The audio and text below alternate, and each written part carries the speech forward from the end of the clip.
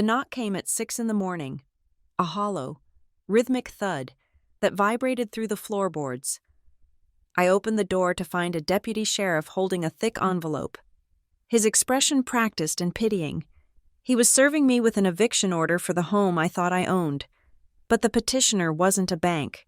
It was my mother and father, who had quietly redefined me as an unauthorized occupant in the life I had built myself. The sound of the knock was not aggressive, but it was heavy.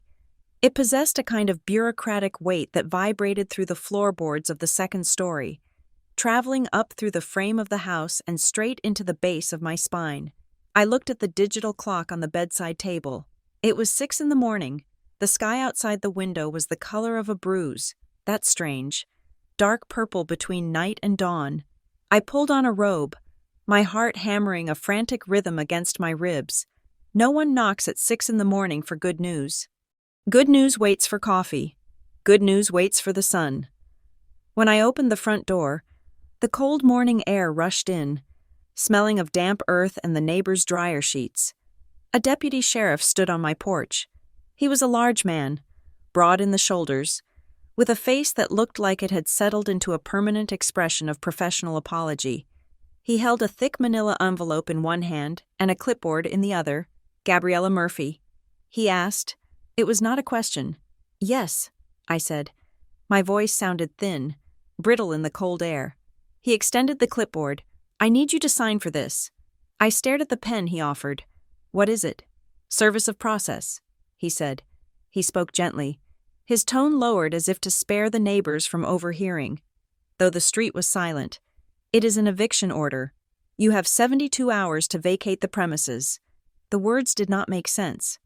They were English words, certainly, but they did not belong in that sentence, and they certainly did not belong on my porch. I stared at him, my hand refusing to take the pen. "There is a mistake," I said. "I own this house." He nodded, a slow, patient movement that told me he had heard this exact sentence 1,000 times from 1,000 different people standing in their doorways in their pajamas. "I am just the messenger, ma'am," he said. "If you dispute the order, you need to contact the court or the petitioner listed on the documents. But strictly speaking, the order is active as of this signature." My fingers were numb as I signed the paper. The scrawl looked like a seismograph reading of an earthquake. He handed me the envelope, touched the brim of his hat, and turned to walk back to his cruiser. I watched him go, the taillights flaring red as he tapped the brakes at the stop sign, leaving me alone with the silence of my own front yard. I closed the door and locked it. The bolt sliding home usually made me feel safe, but now the sound was mocking. A lock means nothing if the threat is already on the paper inside. I walked to the kitchen island, the granite cold under my palms. I ripped the envelope open. The papers spilled out, dense with legalese and stamped with the seal of the county court. I scanned the lines, my eyes darting frantically, looking for the error. I was looking for a misspelled name, a wrong address, a clerical mix-up that I could laugh about later over wine. The address was correct. My name was correct. But the rest of it was a fiction so elaborate it made the room spin. The paperwork listed the plaintiff as Hearthvale Residential. I had never heard of Hearthvale Residential. Beneath that, in bold capitalized letters, I was listed not as the homeowner, but as an unauthorized occupant. The air left my lungs. An unauthorized occupant. I looked around my kitchen. I looked at the subway tile backsplash I had installed myself, spending 3 weekends measuring and cutting and grouting until my hands were raw. I looked at the vintage light fixture I had hunted down at an estate sale 3 towns over. I thought about the file cabinet in the study upstairs, stuffed with 5 years of mortgage receipts, proof of homeowner's insurance, and the contractor invoices for the roof repair after the storm last autumn. This was my house. I had bought it with my own money I had saved by working 60-hour weeks for a decade. I had escaped the suffocating gravity of my family to buy this place. It was the one thing in the world that was mine. I reached for my phone. My hands were shaking so badly I dropped it on the counter before I could dial. I picked it up and pressed the speed dial for my parents. It was a reflex, a deeply ingrained habit from a childhood where they were the only authority that mattered. My mother answered on the second ring.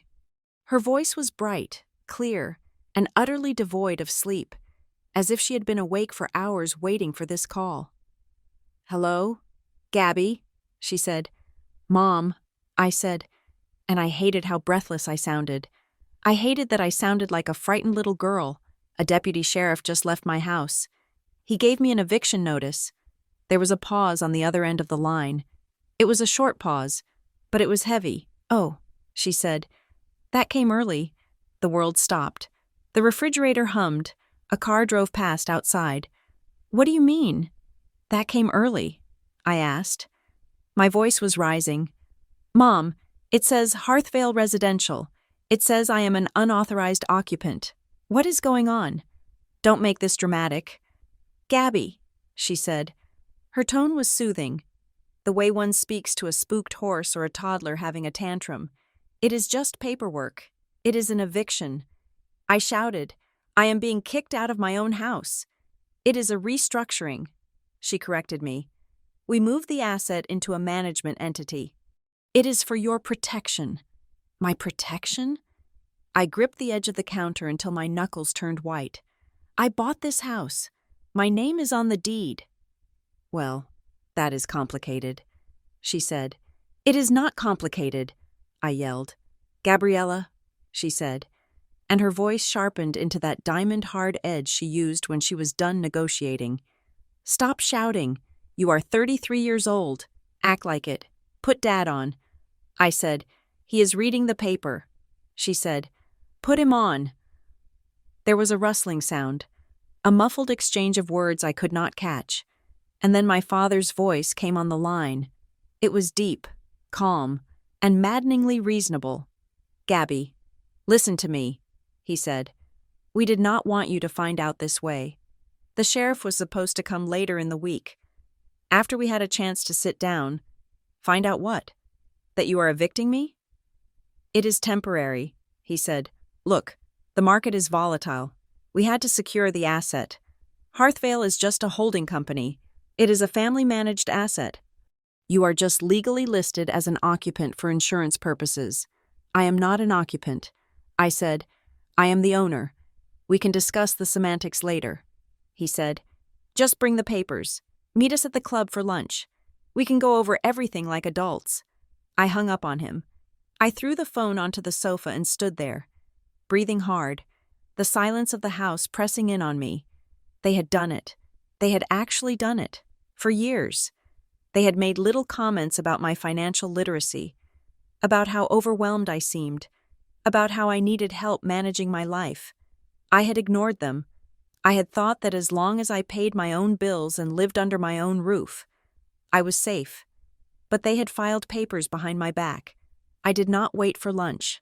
I did not wait to shower. I pulled on jeans and a sweater, grabbed the eviction notice, and shoved my feet into boots. I grabbed my car keys and stormed out of the house. The county clerk's office was located in the basement of the courthouse, a room that smelled of dust, floor wax, and boredom. It was 8:15 when I arrived, and the fluorescent lights were humming with a headache-inducing flicker. I marched up to the counter. "I need to see the deed record for my property." I told the clerk. She was a woman with gray hair and glasses on a chain. She looked at me over the rims, unimpressed by my urgency. "Address?" I gave her the address. She typed it into her computer, the keystrokes loud in the quiet room. She frowned, squinted at the screen, and then typed something else. "Here it is," she said. She hit a button, and a printer behind her whirred to life. She handed me a stack of warm paper. I snatched it from her and spread it out on the counter. The first page was the deed I recognized. It was the one I had signed 5 years ago. The one with my signature in blue ink, clear and proud, but it was stamped void in red letters. "Turn the page," the clerk said, watching me. I turned the page. It was a new filing, a quitclaim deed. It stated that Gabriella Murphy transferred all rights, title, and interest in the property to Hearthvale Residential, LLC. I stared at the bottom of the page. There was my signature. It looked like my signature. It had the loop on the G, the sharp spike of the M, but it was too neat. It lacked the slight tremor of impatience I always had when signing documents. It looked like a drawing of my signature. And then I saw the date. October 14th, I whispered. I pulled out my phone and scrolled back through my calendar. October 14th. I stared at the screen. On October 14th, I had been in Seattle. I was at a regional sales conference for my company. I had been sitting in a hotel ballroom listening to a keynote speech on supply chain logistics, 3,000 miles away from this county clerk's office. I cannot have signed this, I said to the clerk. I was out of state. She shrugged. It is notarized, she said, pointing to the stamp at the bottom. I looked at the stamp. It belonged to a notary named Elias Thorne. I did not know an Elias Thorne. I need to see the notary log. I said, We don't keep those, she said. You would have to contact the notary directly. But everything here looks standard. It superseded your original deed. As far as the county is concerned, Hearthvale Residential owns the property. I looked closer at the notary stamp. There was a commission number listed below the name. I pulled a pen from my bag and wrote the number on the back of my hand. I stared at it. The spacing was wrong. Usually, commission numbers were grouped in sets of 4 digits. This one was a solid block of numbers. But the font looked slightly different than the rest of the document. It looked pixelated. Just barely. Like someone had scanned it from another document and pasted it here. This is a forgery, I said. My voice was shaking.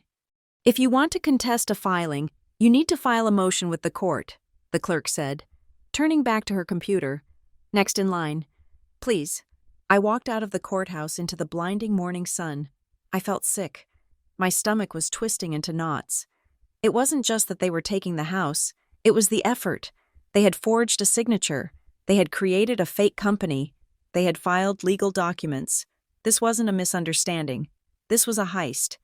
I sat in my car in the parking lot and called my best friend. Sarah. She worked in HR at the same logistics firm where I worked. She answered on the first ring. Hey, you're late, she said. Everything okay? I told her everything, the words tumbling out of me in a chaotic stream. The sheriff, the parents, the deed, Seattle, Gabby. That is insane, she said. Her voice was hushed, presumably because she was at her desk. You need to get out of there. Pack a bag and come to my place. You can take the couch. Do not stay in that house alone. I looked at the courthouse in the rearview mirror. I thought about Sarah's comfortable apartment, about the safety of her guest couch. It would be easy. It would be the smart thing to do. No, I said. What? If I leave, I am admitting I don't live there. I said, I am admitting their narrative is true. They called me an unauthorized occupant. If I leave, I become one. Gabby. They have a sheriff involved. I don't care. I said, I am going home. I hung up and drove back. When I pulled into my driveway, the house looked different. It didn't look like a sanctuary anymore. It looked like a crime scene. I spent the rest of the day in a state of siege. I went through every room, taking photos of everything. I photographed the paint colors, the light fixtures, the contents of the closets. I wanted proof that I lived here, that my life was embedded in these walls. Late in the afternoon, I saw my neighbor, Mr. Henderson, walking his golden retriever. Mr. Henderson was a retired accountant who noticed everything and said very little. I walked out to the mailbox to intercept him. Hi, Mr. Henderson, I said. He stopped, looking at me with a strange expression. It was a mix of curiosity and wariness. Afternoon. Gabriella, he said. Everything all right? Saw a police cruiser here this morning. It was a mistake. I said quickly, a paperwork mix-up. He nodded. But he didn't look convinced. You know, he said, looking down the street. I meant to tell you. There was a fellow here a few weeks back. A fellow? Man in a suit? Mr. Henderson said. Nice suit. Expensive. He was walking around the property line, taking pictures. When was this? I asked. Maybe 3 weeks ago? I asked him if he needed help, thinking maybe he was an appraiser. He asked if the property was currently occupied by a tenant or the owner. What did you tell him? I told him you lived here, Mr. Henderson said.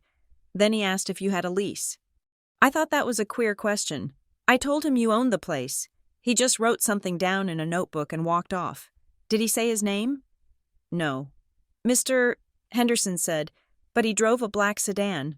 Looked official. I thought maybe you were selling. I am not selling. I said. Mr. Henderson looked at me for a long moment. You watch yourself. Gabriella. People don't scope a house like that unless they are planning something. I went back inside and locked the door. I checked the back door. I checked the windows. I felt like I was being hunted. The idea that someone had been walking around my yard, looking in my windows, discussing my status while I was at work, made my skin crawl. The sun went down, and the house filled with shadows. I didn't turn on the lights. I didn't want to advertise that I was home. I sat on the floor of the living room, my back against the wall, eating a granola bar for dinner. At around 8 o'clock, I heard a soft scratch at the front door. I froze. It wasn't a knock. It was the sound of paper sliding against weather stripping. I waited a full minute, holding my breath. Then I crawled to the window and peeked through the blinds. The street was empty. I opened the door. There was a plain white envelope wedged under the threshold. I pulled it inside and tore it open. Inside was a single sheet of paper with the Hearthvale residential letterhead, a logo that looked like it had been made in a free graphic design program. Dear Ms. Murphy, to avoid the unpleasantness of a forcible detainer action and to assist with your relocation, Hearthvale Residential is prepared to offer a one-time cash-for-keys settlement of $5,000.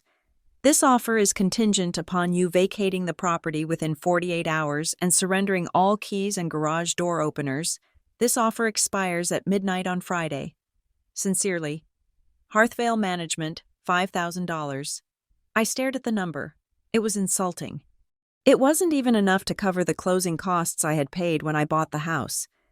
It was a number designed to be just high enough to tempt someone desperate, and just low enough to make me look greedy if I took it. It was a payoff. It was hush money. They thought I would take it. They thought I was broke, or scared, or weak. They thought $5,000 was the price of my dignity. I crumpled the letter into a ball and threw it across the room. I needed to think. I needed to fight back. But I didn't know how. I wasn't a lawyer. I wasn't a fighter. I was a logistics manager. I moved boxes from point A to point B. I went to the master bedroom closet. In the very back, behind the winter coats and the vacuum cleaner, was a heavy fireproof box. It contained my birth certificate, my social security card, and my passport. I hauled it out and set it on the bed. I opened the latch with a heavy click. I started sifting through the papers, looking for the original deed, the mortgage papers, anything I could use to prove that the filing at the clerk's office was a lie. I found the deed. I found the settlement statement from 5 years ago, and then, at the bottom of the stack, I found something I had completely forgotten about. It was an envelope from a law firm, Abernathy Associates. Mr. Abernathy had been our family attorney for 30 years. He had retired 4 years ago and moved to Florida. I opened the envelope. Inside was a letter addressed to me, dated 6 years ago. It was from the time when I was 27, right before I bought the house. My parents had been pressuring me to let them put the house in a family trust for tax purposes. I had almost agreed, but I had gone to see Mr. Abernathy for a second opinion. Sneaking into his office on my lunch break, I unfolded the letter. The paper was yellowing slightly at the edges. Dear Gabriella, as your family's counsel, I am in a difficult position. However, my ethical obligation is to you as the individual client in this specific consultation. I have reviewed the trust documents your parents have proposed. Do not sign them. The structure they are suggesting does not protect your asset. It surrenders your control entirely to the trustees, your parents. If you sign this, you will essentially be a tenant in a home you paid for, subject to eviction at the whim of the trustees. I have known your father a long time. He prefers total control. Do not give it to him. My advice, off the record, and as a friend, never sign anything your parents bring you without independent counsel. Secure your own title. Keep it in your name. Trust is a virtue. Gabriella. But in real estate, It is a liability. Sincerely, Arthur Abernathy. I read the letter twice. I remembered the meeting now. I remembered Mr. Abernathy, his hands shaking slightly with age, looking at me over his desk and telling me to be careful. I had taken his advice then. I had bought the house in my name. I had fought my parents on it, and they had eventually backed down, claiming they just wanted to help. I thought I had won. I realize now that I hadn't won. I had just delayed the war. They had waited. They had waited 6 years. They had waited until I was comfortable, until I felt safe, until I had stopped looking over my shoulder, and then they had forged what I wouldn't sign. I held the letter in my hands. It was the only thing I had that felt like a weapon. I wasn't going to the club for lunch. I wasn't going to take the $5,000. I wasn't going to Sarah's couch. I walked downstairs and checked the locks one more time. I went back to the bedroom, put the letter on the nightstand, and sat on the edge of the bed. I put my car keys in the pocket of my jeans. I put my passport and the deed in my backpack and set it next to my pillow. I turned off the lamp, plunging the room into darkness. I lay down on top of the covers, fully dressed, my boots still on my feet. I stared at the ceiling, listening to the house settle, listening for the sound of a car engine, listening for the scratch of paper under the door. I was an unauthorized occupant in the eyes of the law, but in this dark room, with the old lawyer's warning beside me, I knew exactly who I was. I was the daughter who was finally seeing the truth, and I wasn't leaving.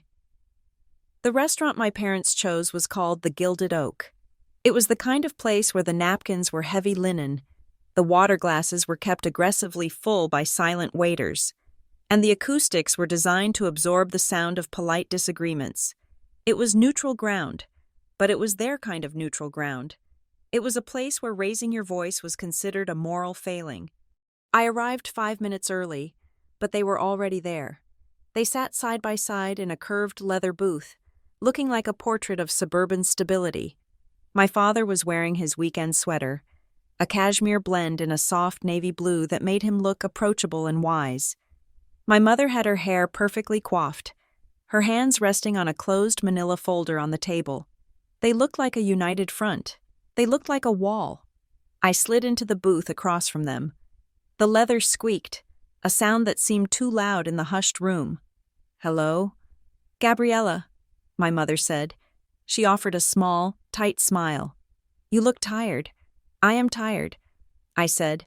"I spent the night sleeping with my passport in a backpack because you sent a sheriff to my door." My father sighed, a long, weary exhalation through his nose. He picked up his menu, though he never looked at it. "Let us not start with accusations," he said. "We are here to fix this. We are here to find a solution that works for everyone." He signaled the waiter, ordering an iced tea for himself and a white wine for my mother. He didn't ask what I wanted. He ordered me a sparkling water with lime. It was a small thing, a microscopic erasure of my agency, but it set the tone.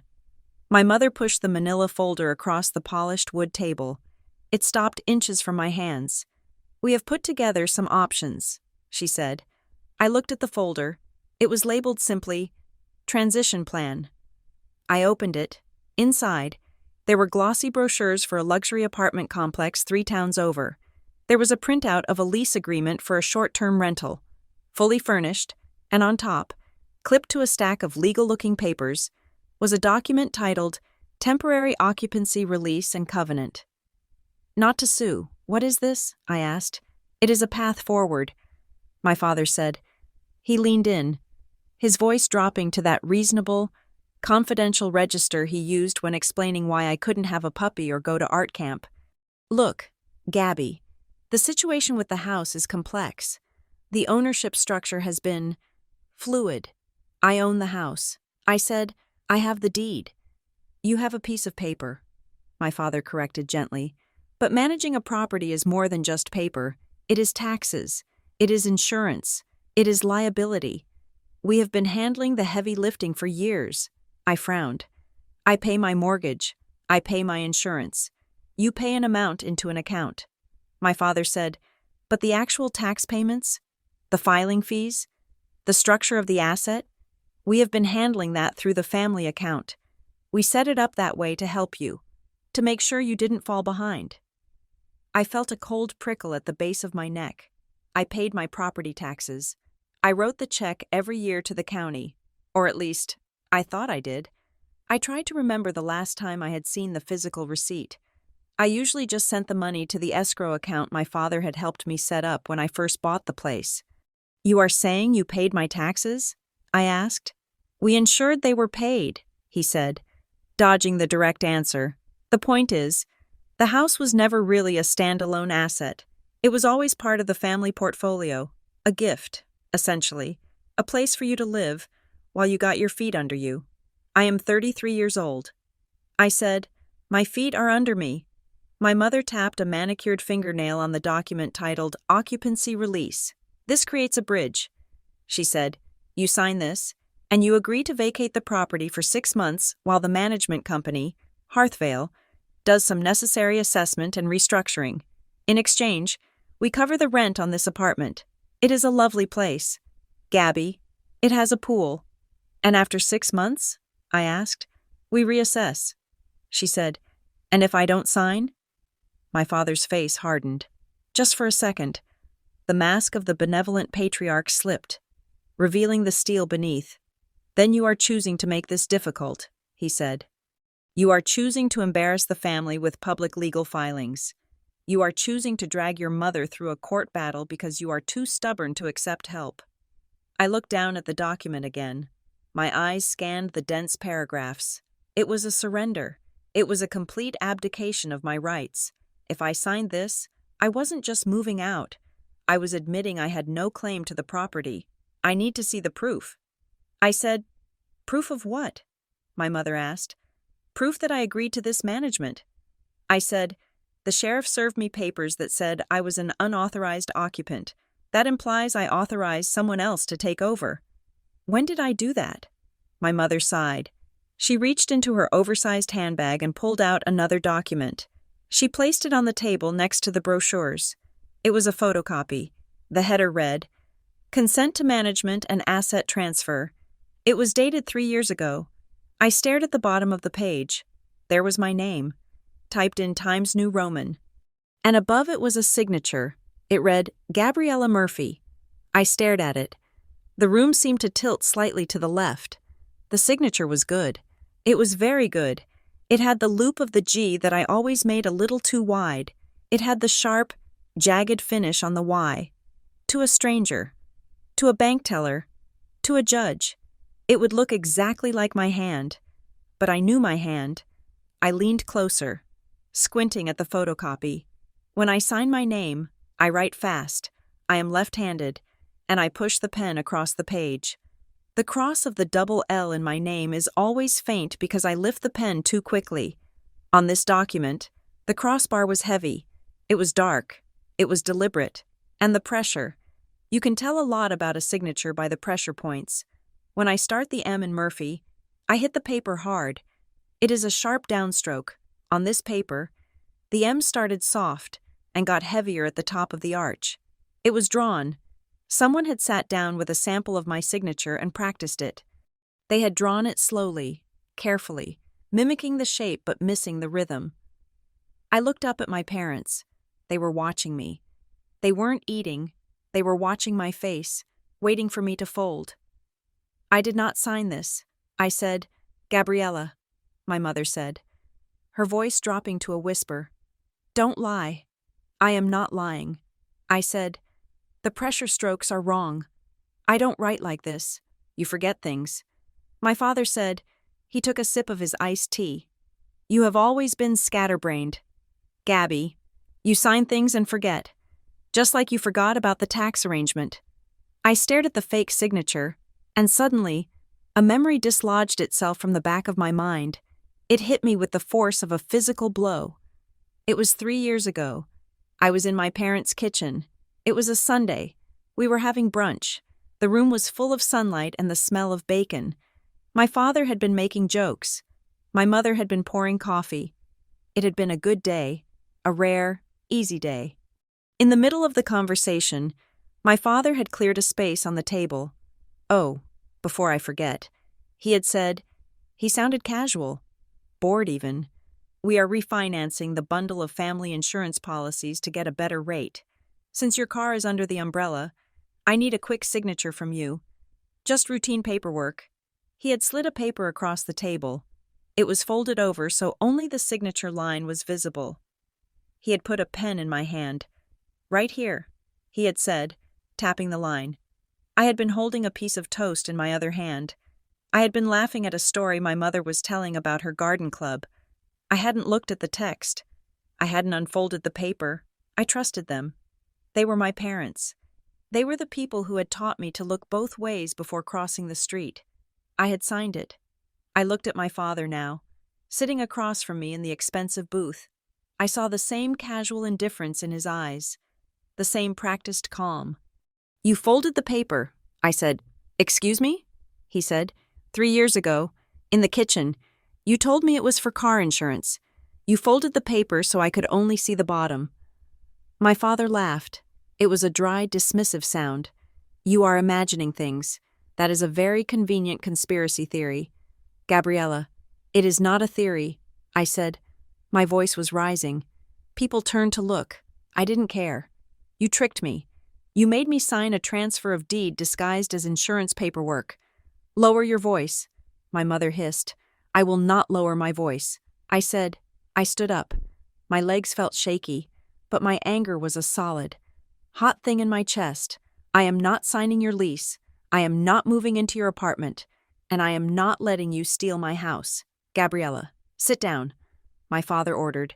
It was a command. "No," I said. I grabbed the folder, not the brochures, but the photocopy of the forged consent form. "That is our copy," my mother said, reaching for it. I pulled it out of her reach. "I am keeping this," I said. I turned and walked out of the restaurant. I heard my father call my name, but I didn't stop. I walked past the host stand, past the valet who scrambled to get my key, and out into the parking lot. My hands were shaking so hard I could barely unlock my car. I needed a lawyer, a real one, not the family friend who played golf with my father, not the corporate attorney my company used. I needed someone who wasn't afraid of a fight. I found Mara Klein's office in a strip mall on the edge of town, sandwiched between a dry cleaner and a failing vape shop. The sign on the door was simple vinyl lettering, "Mara Klein, attorney at law." The waiting room was small and smelled faintly of old coffee and fresh toner. There was no receptionist, just a bell on the desk with a sign that said, "Ring for service." I rang it. A woman appeared from the back hallway. She looked nothing like the polished lawyers I had seen on TV. She was short, with frizzy dark hair pulled back in a chaotic bun held together by a pencil. She was wearing a cardigan that had seen better days. And her eyes were sharp, intelligent, and tired. "Can I help you?" she asked. "I need to stop an eviction." I said. She looked at the folder in my hand, then at my face. She saw the panic I was trying to hide. "Come on back," she said. Her office was a disaster of organization. Files were stacked in towers on the floor. Books were piled on every surface. But the desk itself was clear, save for a yellow legal pad and a laptop. "Sit," she said.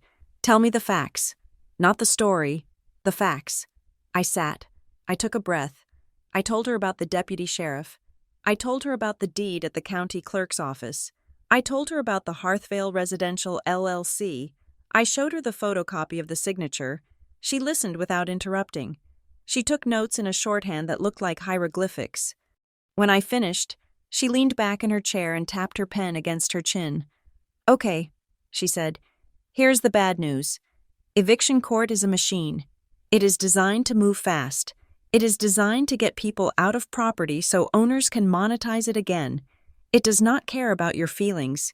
It does not care about your family history. It cares about who holds the title. But the title is fraudulent," I said. "Proving fraud takes time." Mara said, "Eviction takes days. That is the leverage. They are betting that the pressure of the eviction will force you to settle before you can prove the fraud. They are using the court as a battering ram. So what do? "We slow it down," she said. "We muddy the water. We file an emergency motion to stay the eviction based on a disputed title. We argue that the eviction court does not have jurisdiction because this isn't a landlord-tenant dispute. It is a question of ownership. Can we win? Mara looked at the photocopy of the signature. If this is a forgery, or if it was obtained by fraud in the inducement, which is the legal term for tricking you into signing it, then the document is void. But proving that is hard. It is your word against theirs. I have the flight records. I said, for the deed recording, I was in Seattle. That is good. She said, that is a fact. Facts are weapons. Feelings are just noise. Do not argue feelings in court. Gabriella, do not cry. Do not talk about betrayal. The judge hears betrayal all day long. Talk about dates. Talk about stamps. Talk about jurisdiction. She turned to her computer. Let us look at this Hearthvale Residential, she said. She typed quickly. Her screen reflected in her glasses. Here we go, she said. Hearthvale Residential LLC. Formed 6 months ago. The registered agent is... She squinted. North Pine Fiduciary Services. Who are they? Corporate Service Company, she said. But look at the mailing address for the LLC. She spun the monitor around. The address was a box number at a UPS store in a strip mall 3 towns over. It is a shell, Mara said. It has no employees, no office. It exists only on paper to hold the title to your house. She clicked another tab. And the registered agent's contact address traces back to, well, look at that. I looked. The address was familiar. 400 Main Street, Suite 300. That is my parents' law firm. I said, the one they have used for decades. Of course it is, Mara said. They created the entity to hold the stolen asset. It is a closed loop. Your parents transfer the house to the LLC. The LLC evicts you, and the LLC is controlled by your parents' lawyers. It felt like a net closing around me. It was so organized. It was so premeditated. I need you to do something for me, Mara said. I need you to pull your credit report. Right now. Why? Because if they went to the trouble of stealing the title, they usually have a reason, and the reason is usually liquidity. I pulled out my phone. I logged into my banking app and navigated to the credit monitoring section. I requested the full report. It took a minute to generate. The little wheel spinning while my heart hammered against my ribs. The report loaded. I scrolled past the student loans, past the credit cards. Stop, Mara said. She pointed to the screen. There, under inquiries. I looked. There was a hard inquiry dated 4 months ago. It was from a private equity lender called Capital Bridge Financing. I did not apply for a loan. I said, no, Mara said grimly. But Hearthvale Residential might have, and since the property is the collateral, and your name was still linked to the address, the inquiry hit your file, or, more likely. They tried to use your credit history to bolster the application because the LLC has no history. They are trying to borrow against my house? I asked. The realization made me nauseous. They might have already done it, Mara said. They transfer the title, take out a hard money loan against the equity, and use the cash for whatever they need cash for, and you get evicted so they can flip the house or rent it out to pay the loan service. It wasn't just control, it was greed. My parents, who lived in a house with manicured lawns and drove European cars, were stripping my assets for cash. I hired her on the spot. I wrote a check for a retainer that wiped out half my savings, and I didn't even blink when I got back to my car. The sun was setting. The day had felt like a year. I sat in the driver's seat and stared at the steering wheel. I needed to hear him say it. I needed to know. I called my father. He answered on the speakerphone. I could hear the background noise of the car. He was driving. Gabriella, he said, I hope you are calling to apologize for that scene at the restaurant. Did you take a loan out on my house? I asked. There was a silence. It was a thick, heavy silence. I don't know what you're talking about, he said. His voice was too calm. I saw the inquiry. Dad, Capital Bridge Financing. You transferred the title to a fake company so you could borrow against the equity. You are stealing my home to get a loan. We are leveraging an asset, he said. The mask slipped completely now. His voice was cold, stripped of all the fatherly warmth he usually layered over his commands. You have no idea what kind of financial pressure we are under. The business has had liquidity issues. We needed a bridge. So you stole my house? I screamed. We protected the family, he shouted back. The volume shocked me. He never shouted. It is all one pot, Gabriella. It always has been. We paid for your college. We helped you with the down payment. You owe us this. You are part of this family, and you will do your part to keep us afloat. I don't owe you my home, I said. You always make us the villains. He spat. You always have to be the victim, poor Gabriella. If you had just signed the papers, we could have managed this quietly. We could have paid the loan off in a year and you would never have known. But no, you have to make a scene. I am going to fight you, I said. I have a lawyer. He laughed. It was a cruel sound. Go ahead. Waste your money. But listen to me, Gabriella. If you force this, if you drag our name through the public court records, you are done. What does that mean? It means the family is finished with you, your aunts, your cousins, everyone. I will tell them you are unstable. I will tell them you are attacking us. No one will take your call. You will be a ghost. Do you understand? You will have no one. Silence is a weapon. He was threatening to erase me. He knew that my fear of abandonment was the deepest crack in my foundation, and he was driving a chisel right into it. Then I guess I will be alone, I said. I hung up. I drove home in a daze. The house was dark when I arrived. I didn't turn on the lights.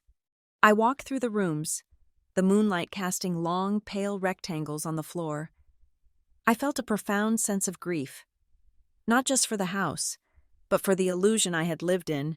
I had thought I was loved. I realized now I was just owned. I sat on the floor of the living room, watching the streetlights flicker on. My phone buzzed in my pocket. I looked at the screen. Unknown number. I almost didn't answer. I thought it might be my mother, or another lawyer, or the sheriff. But something made me swipe right. Hello? I said. There was no answer at first. Just the sound of breathing. It sounded shaky, rapid. Hello? I said again. Check the notarization. A voice whispered. It was a woman's voice. Distorted. Low. Who is this? Check the dates, she said. And check the witness list. Your parents didn't do this alone. They had help inside the office. What office? The line went dead. I looked at the phone. The call had lasted 12 seconds.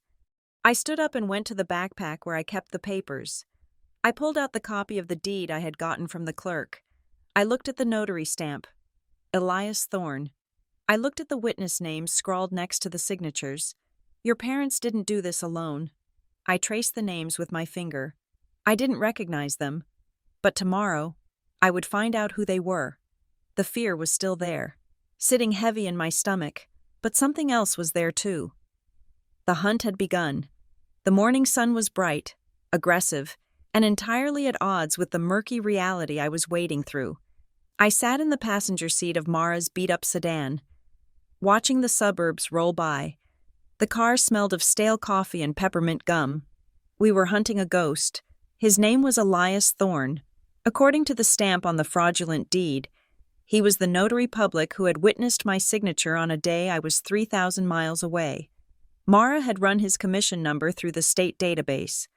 It was active. It was valid. But when we pulled up the business address listed on his filings, we found ourselves in a strip mall that had seen better days. It was on the edge of the industrial district, where the zoning blurred between warehouses and desperate retail. That is the address, Mara said, pointing through the windshield. Suite B? I looked. Suite B was a storefront with papered-over windows. A faded sign above the door read, Check Cashing Title Loans. But the letters were peeling, and the metal gate was pulled down tight over the glass. It looks closed, I said.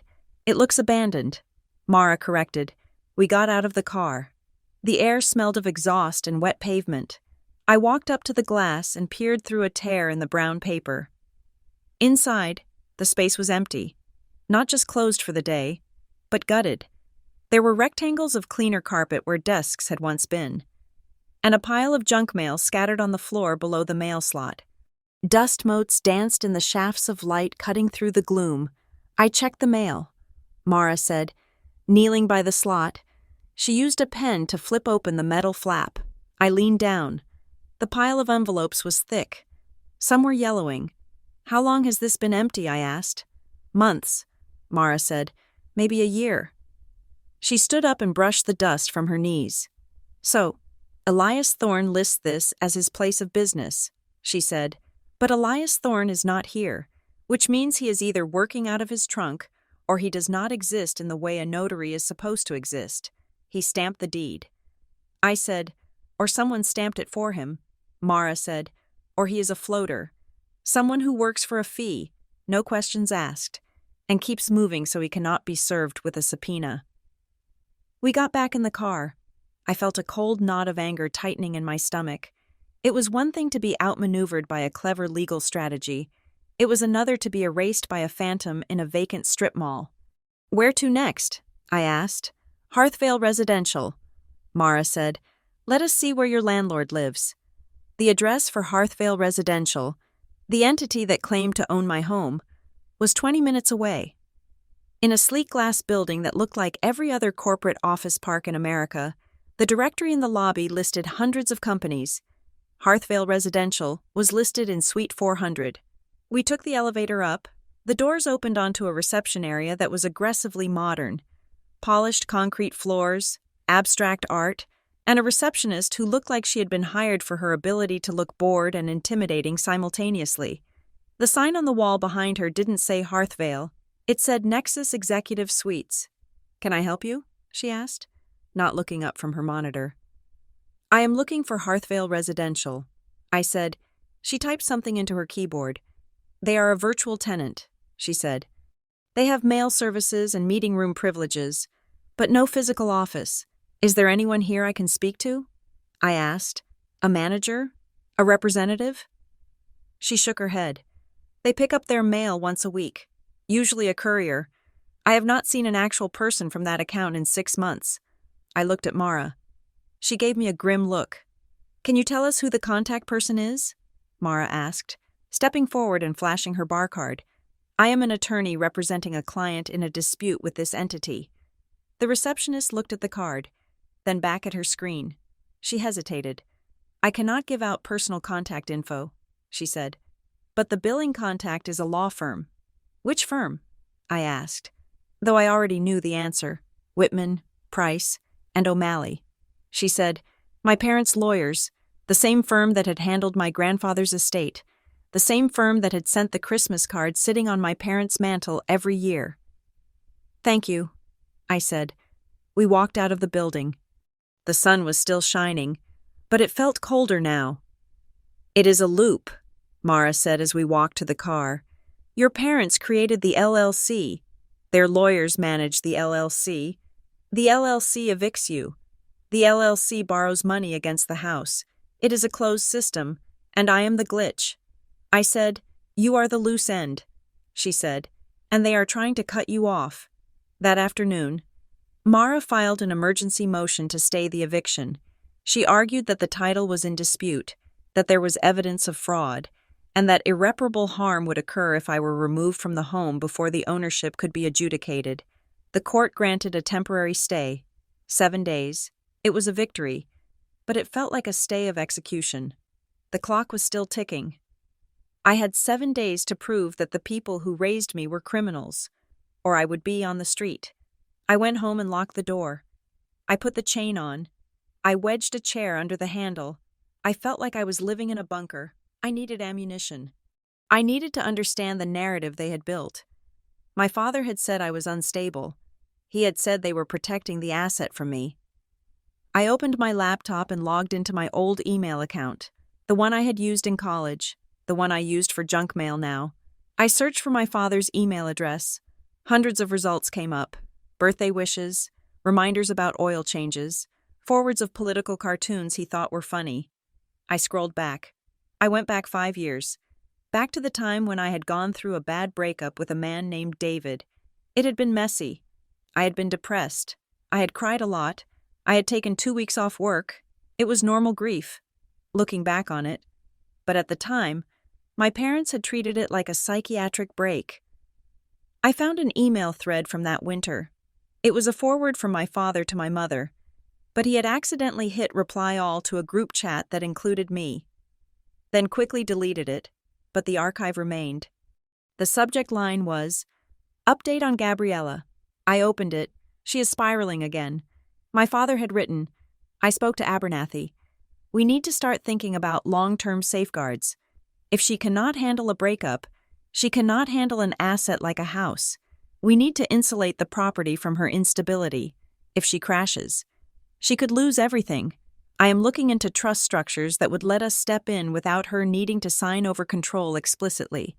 It might be better to just handle it and explain later. I stared at the screen. Handle it and explain later. They had been planning this for years.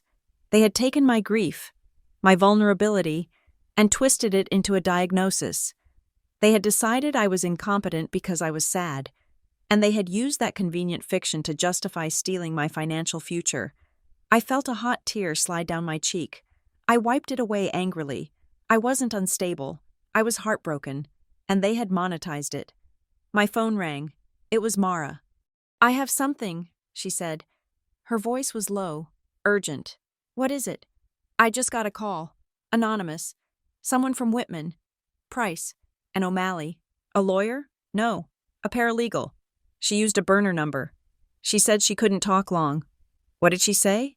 "She said we are looking in the wrong place for the trigger." Mara said, "She said to look for a specific document, a family trust amendment. She said it was filed recently. Why?" "She said it was rushed through after a medical scare." "A medical scare?" I frowned.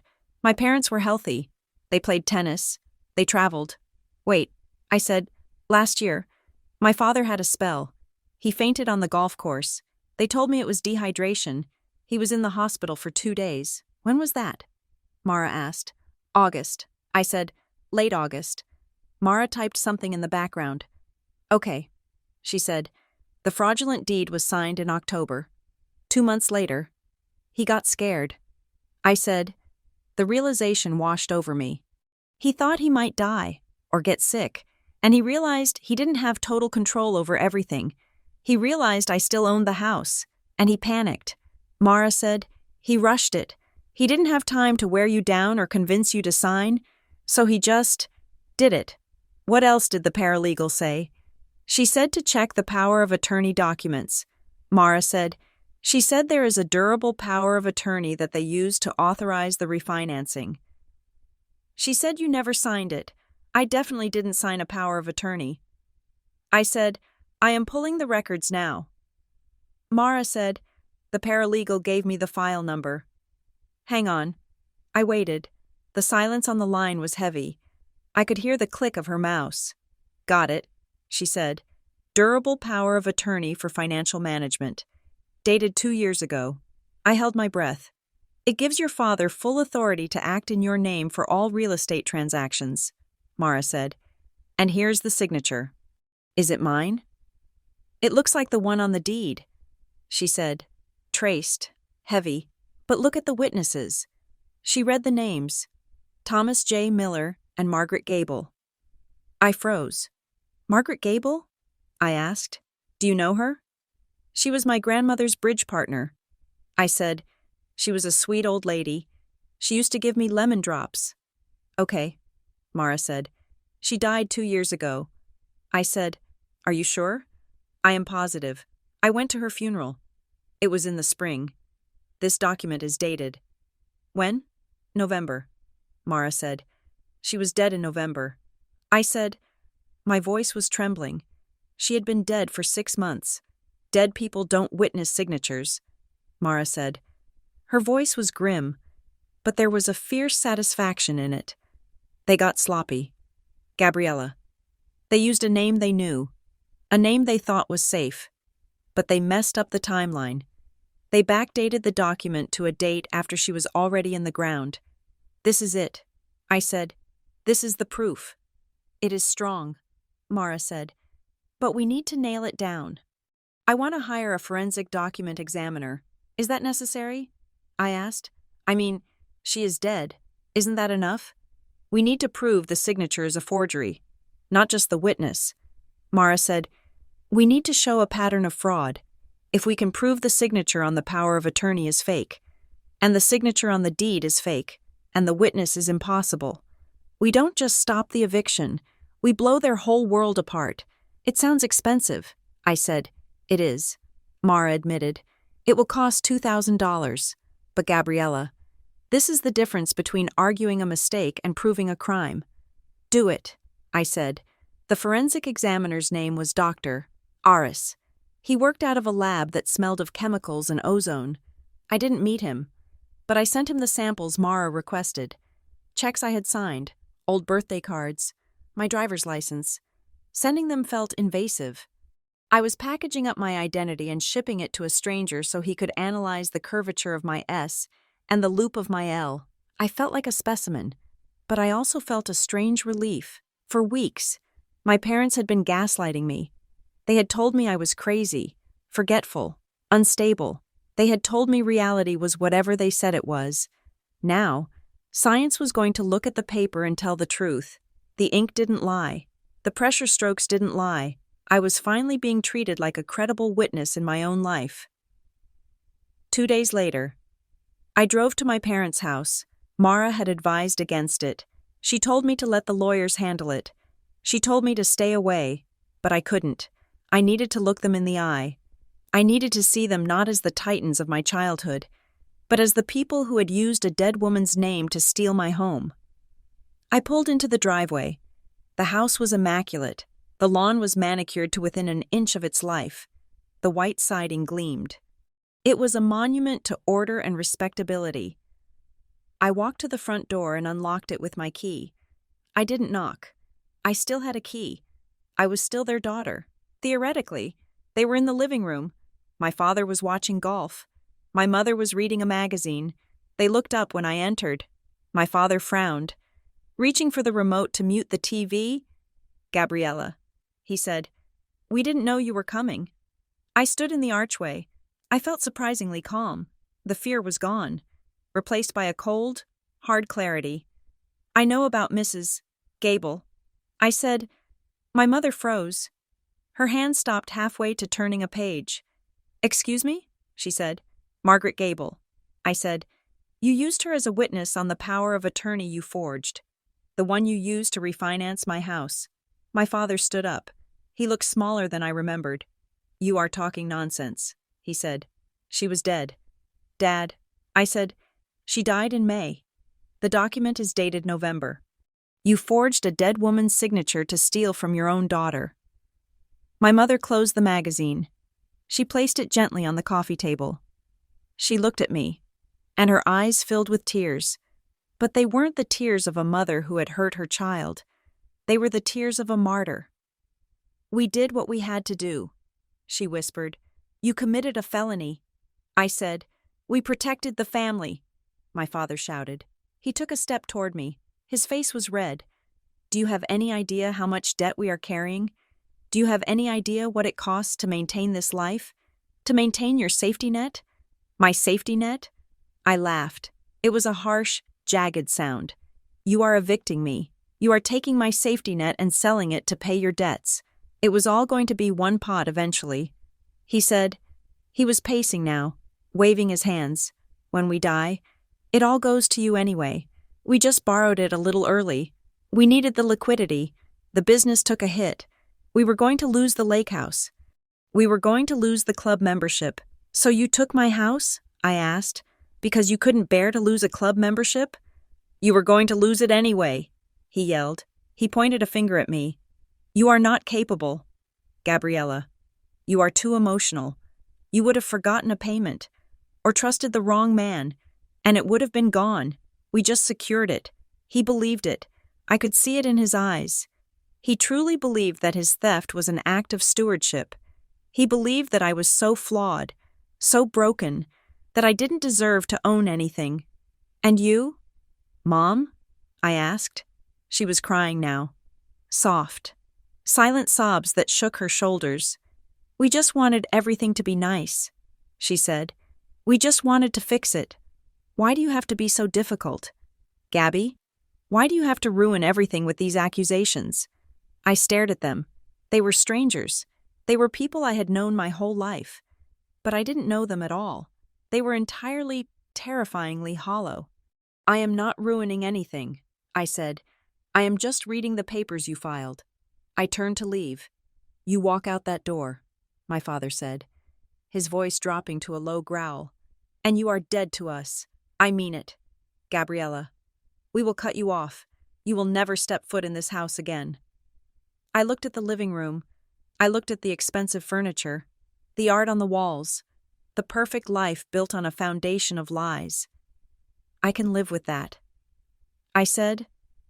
I walked out. My heart was pounding, but my legs were steady. I got into my car and backed out of the driveway. As I turned the wheel, I looked back at the house one last time, and then I saw it, mounted on the oak tree near the street, discreetly painted to blend in with the bark, was a camera. It was new. It was pointed directly at the driveway, pointed directly at the street. They weren't just watching the house, they were watching for me. I realized then that the eviction wasn't the end. It was just the opening move. They had anticipated this.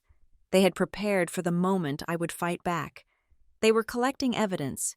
They were building a case. I was no longer their daughter. I was the intruder. I was the enemy at the gate. I drove away, checking my rearview mirror, half expecting to see my father's car following me. But the street was empty. The silence of the car felt heavy. I was alone. I had no parents. I had no safety net. I had a forged deed and a dead witness and a lawyer who cost $300 an hour. But as I merged onto the highway, heading back to the house that was still, for 7 more days, mine, I felt a strange sensation in my chest. It was the feeling of a weight being lifted, the weight of their approval, the weight of trying to be the daughter they wanted. They had tried to take my house, but in the process, they had accidentally given me something much more valuable. They had given me the truth. And I was going to use it to burn their perfect little world to the ground. The report from the forensic document examiner arrived via secure email at 10 in the morning. I was sitting at my kitchen table, a place that felt less like a dining area and more like a command center for a war I hadn't asked to fight. I opened the attachment with cold fingers. Doctor, Aris was a man of science, not drama. His preliminary opinion was cautious, draped in the heavy wool of academic language. But the conclusion cut through the jargon like a scalpel. He noted that the signature on the quitclaim deed, the document that had stolen my house, showed microscopic evidence of what he called tremor of forgery. The strokes were too deliberate. When a person signs their own name, it is a muscle memory action. It is ballistic. The pen moves faster than the conscious mind. But the signature on the deed showed hesitation marks at the peaks of the letters. Tiny pools of ink where the pen had paused, as if the writer were checking their work against a model. He also noted a phenomenon called guided signing, suggesting that the paper might have been placed over a light source or another signature to facilitate a trace.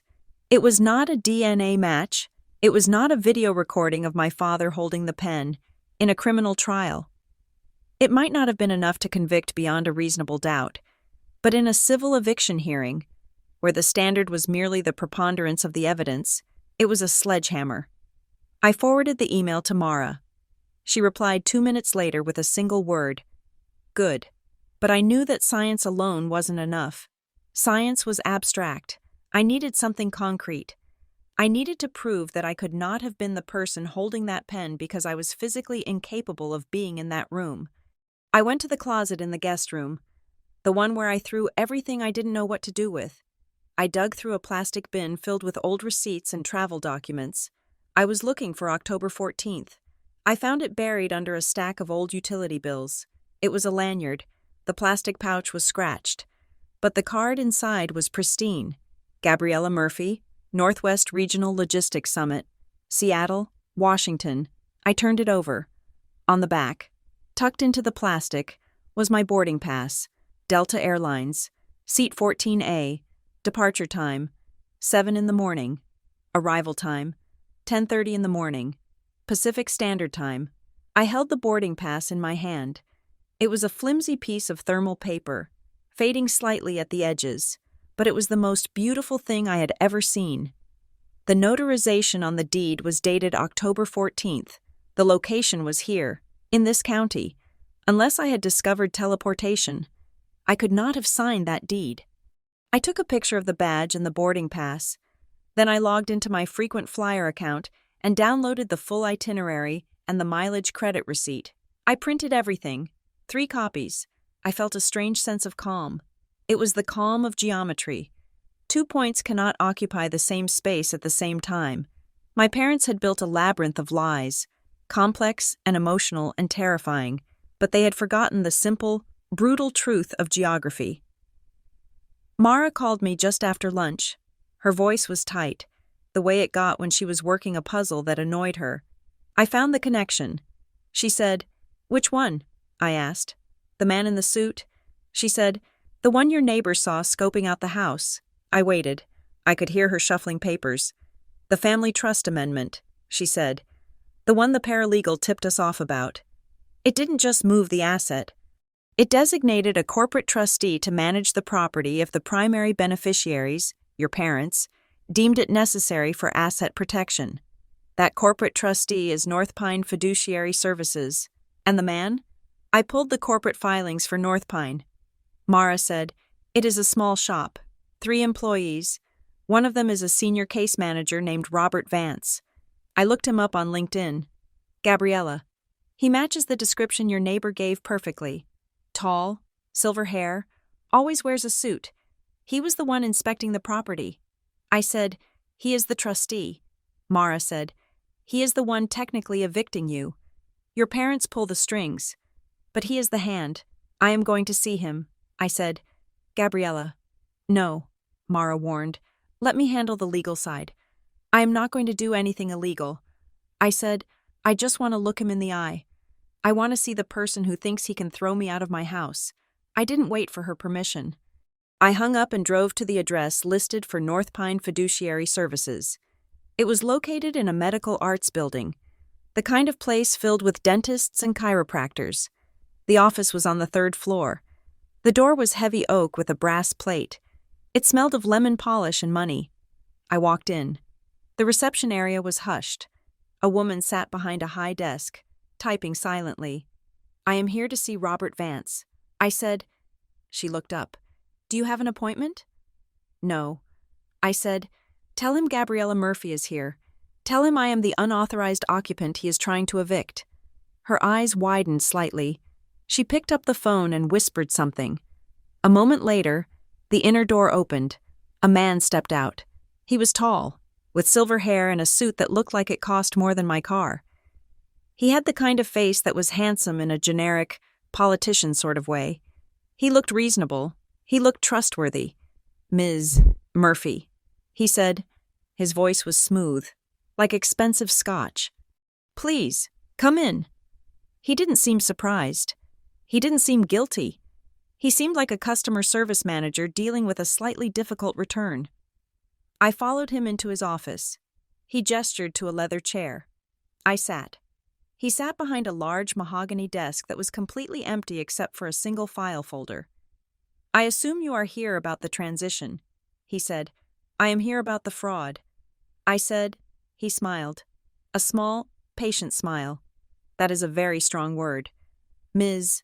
Murphy, we prefer to think of it as asset preservation. Your parents are very concerned about your well-being. They established this trust structure to ensure that the family estate is protected." "By evicting me?" I asked. "By forging my signature?" He folded his hands on the desk. He didn't blink. "The paperwork we have is in order," he said. "The notarization is valid. The title transfer is recorded. Our role at North Pine is simply to execute the terms of the trust. The terms state that the property is to be managed for income generation. Your occupancy, unfortunately, does not generate income. I have a boarding pass." I said, "I was in Seattle when that deed was signed." He paused. For the first time, his smile faltered. It didn't disappear. but it became fixed, like a mask that had slipped a fraction of an inch. Disputes about dates can be messy, he said. Court is messy. It is public. It is expensive. He opened the file folder on his desk. He slid a single sheet of paper toward me. We are authorized to offer a resolution, he said. I looked at the paper. It was a settlement agreement. It offered me $10,000, double the previous offer, and 2 months of paid rent in a terrifyingly generic apartment complex.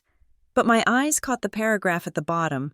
It was a confidentiality clause, a non-disclosure agreement. The undersigned agrees to keep the terms of this settlement and all matters related to the dispute regarding the property strictly confidential. The undersigned agrees to refrain from making any disparaging remarks, written or verbal, regarding North Pine Fiduciary Services, the trust, or the grantors, my parents. This isn't a settlement, I said. This is a gag order. We value privacy, Mr. Vance said. Your parents are respected members of the community. They do not wish to air family laundry in public. This allows everyone to move on with dignity. Dignity, I repeated. You sign this. You get the money. You get a fresh start, he said. You don't sign it, and we proceed with the hearing on Tuesday. And Ms. Murphy, I must be honest with you. The court rarely looks favorably on occupants who refuse to leave legal trust property. I stood up. I looked at Mr. Vance. I looked at his expensive suit and his empty desk. You know it is fake, I said. You know the deed is forged. You know the witness is a dead woman. And you don't care. Mr. Vance closed the file folder. I know that I have a job to do, he said. And I know that your parents have the law on their side until a judge says otherwise. I am going to make sure the judge says otherwise. I said. I walked out. I didn't slam the door. I closed it gently, with a soft click that sounded like the closing of a coffin lid. Driving home. My mind was racing. But it wasn't racing with panic anymore. It was racing with recognition. I was starting to see the pattern. It was a psychological architecture that I had lived inside my whole life without seeing the blueprint. My parents didn't shout. They didn't hit. They didn't throw things. That would be vulgar. That would be visible. Instead, they reframed. When I was a child and I cried because they missed my school play, they didn't apologize. They told me I was being oversensitive. They told me they were working for my future. They edited the reality until my sadness became my fault. When they forged the deed, they didn't call it theft. They called it asset protection. They called it management. When they sent the sheriff, they didn't call it eviction. They called it a transition. They didn't break the law. They just rewrote the narrative. They were the editors of my life, cutting out the scenes they didn't like, pasting in new dialogue, smoothing over the rough edges of their own cruelty until it looked like love. The betrayal was clean. It was bureaucratic. It was designed to make me feel crazy for questioning it. But I wasn't crazy. I was just the only one reading the unedited draft. That night, I went hunting for the voice. I knew I had heard it. The memory from the restaurant, the flash of the kitchen table, the paper folded over, had triggered something else, a fragment of audio memory. I dug out my old external hard drive, the one where I backed up my phone data every year. I plugged it into my laptop. I navigated to the folder labeled Voice Memos Voicemails, 2023. I scrolled through the files. Most of them were mundane, doctors confirming appointments, delivery drivers asking for gate codes. Then I saw it, a voicemail from my father, dated November 12th. 3 years ago. The date struck me. The fraudulent consent to management form, the one my mother had shown me in the restaurant, the one with the trace signature, was dated November 15th. 3 days later, I clicked play. My father's voice filled the room. It was warm, casual, the voice of the man I used to think was my hero. Hey, Gabby, it is Dad. Listen, I'm going to swing by on Sunday for brunch. I have got that insurance paperwork for the car bundle I mentioned. We need to get it signed before the end of the month to lock in the rate. It is just for taxes and the umbrella policy. Nothing major. Sign it. It is just for taxes. I will bring donuts. Love you. Sign it. It is just for taxes. I replayed it. Sign it. It is just for taxes. He had set the stage. He had left a voicemail specifically framing the document as a tax formality. He had created a pretext. He had told me what the document was. Insurance, taxes, before he even put it in front of me. And then, 3 days later, he had come over. He had folded the paper. He had distracted me with donuts and conversation, and I had signed it. Wait, I froze. If I had signed it, why did they need to forge it? I played the message again. I have got that insurance paperwork. I closed my eyes, trying to transport myself back to that kitchen table. I remembered signing something. I definitely signed something. But maybe I didn't sign the consent to management. Maybe I signed the actual insurance paperwork. Maybe they had tried to slip the consent form in the stack, and I had missed it. Or he had gotten nervous and pulled it back. Or maybe they used the signature I gave them on the insurance form as the model to trace the signature on the consent form. That explained the pressure marks. That explained the hesitation. They had a genuine signature from that same week.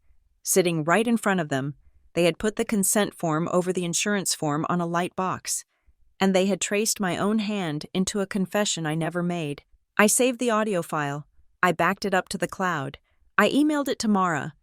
It wasn't just a smoking gun. It was a recording of the gun being loaded. My phone buzzed. A text message. It was from a number I didn't recognize. The stamp was lost.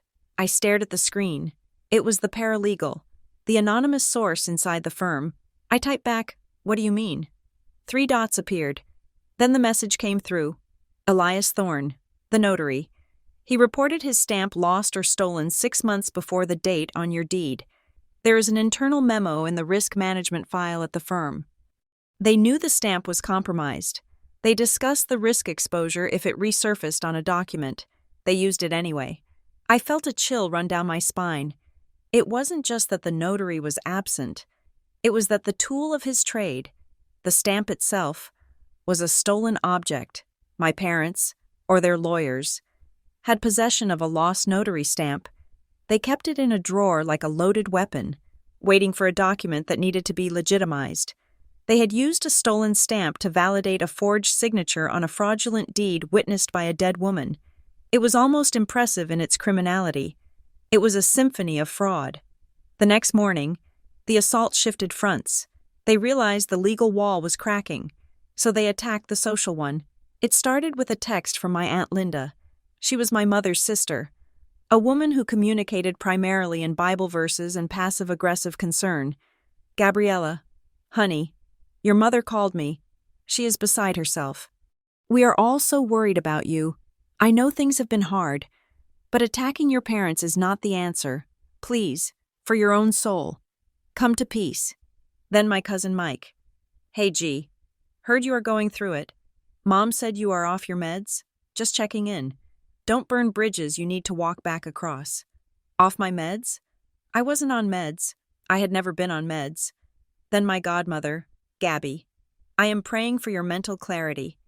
Paranoid thoughts can be so scary. Your father loves you so much. Let him help you." I sat on my sofa, watching the messages roll in.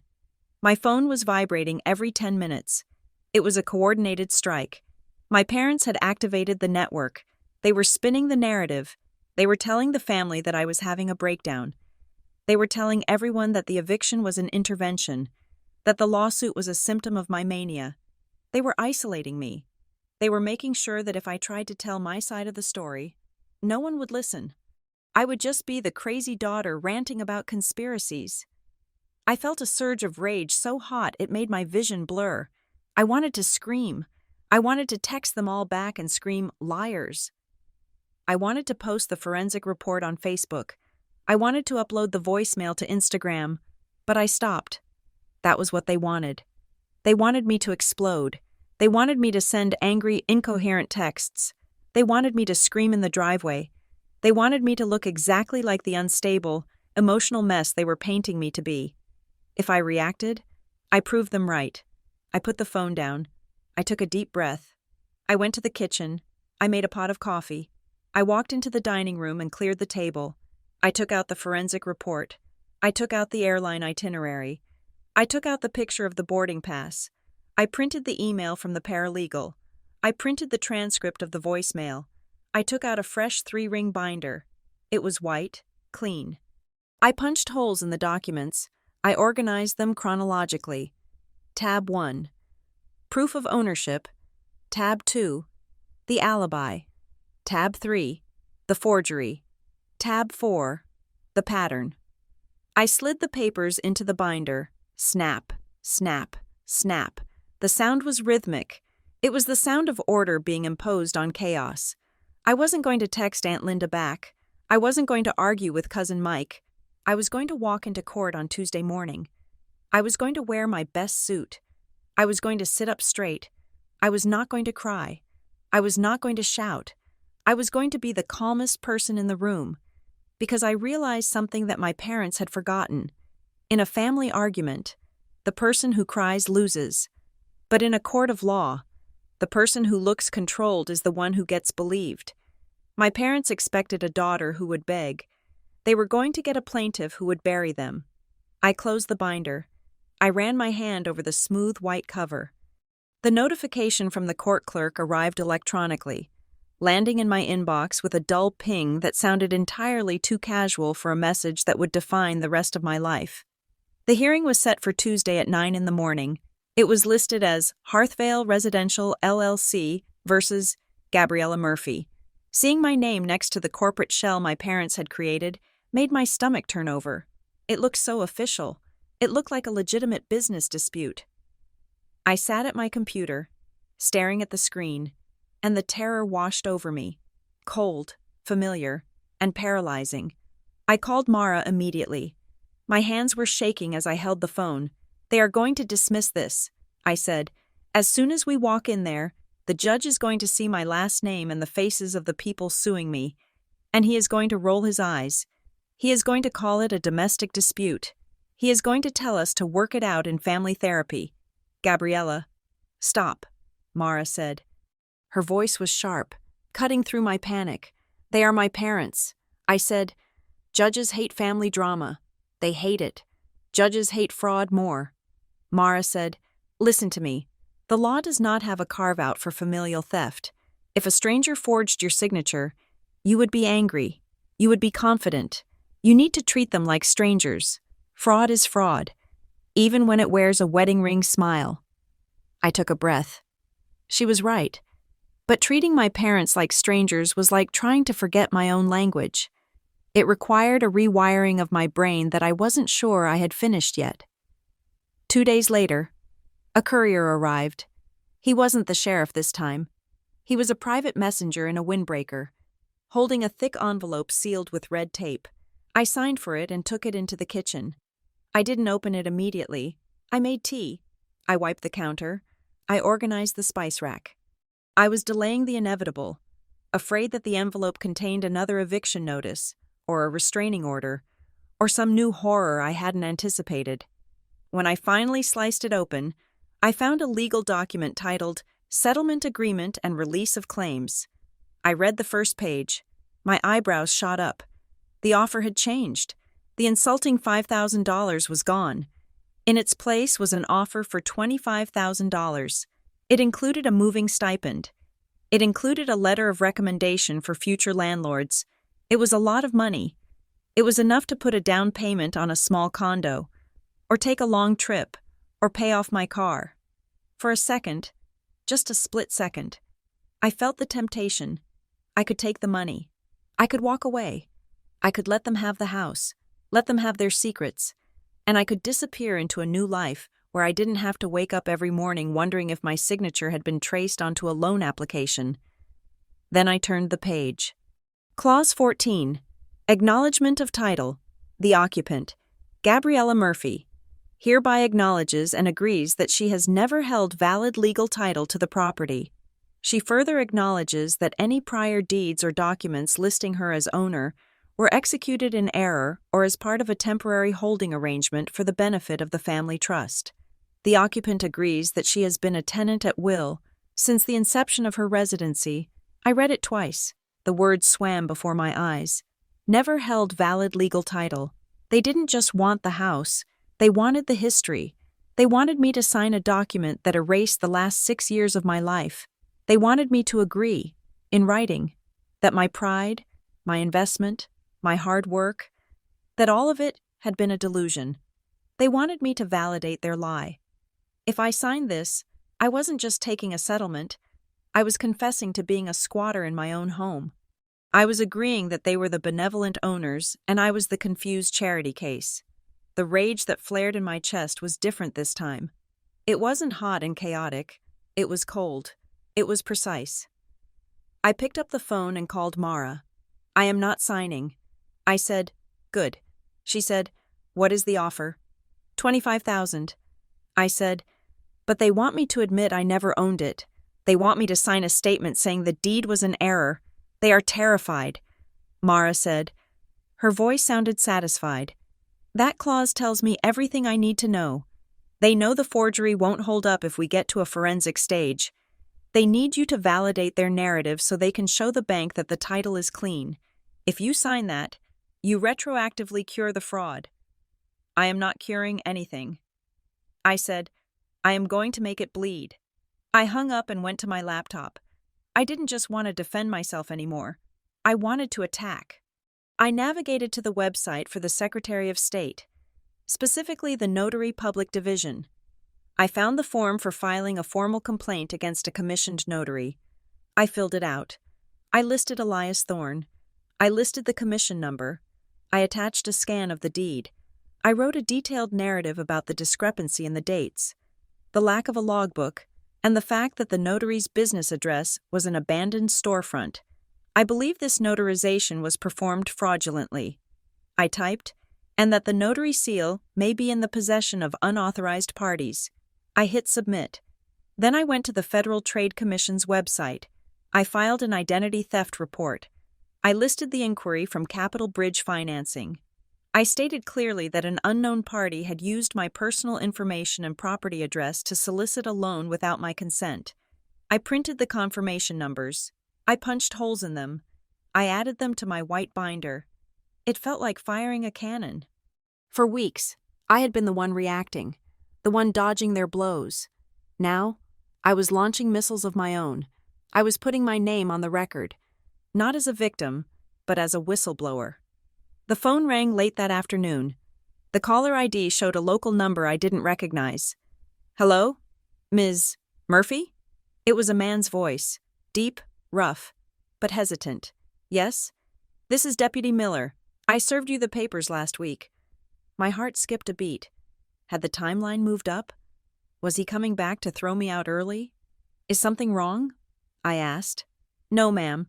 He said, "Look, I am not supposed to do this. I could get in trouble. But I have been thinking about your reaction that morning." I waited. The line crackled with static. "I see a lot of evictions," he said. "Usually. People know it is coming. They are dodging calls. They are behind on rent. You looked like you had been hit by a truck. And the paperwork. What about the paperwork?" I drove past that property manager's address. He said, "The one on the filing. Hearthvale. I was on patrol in that sector and I got curious. It is a mailbox store. Ms.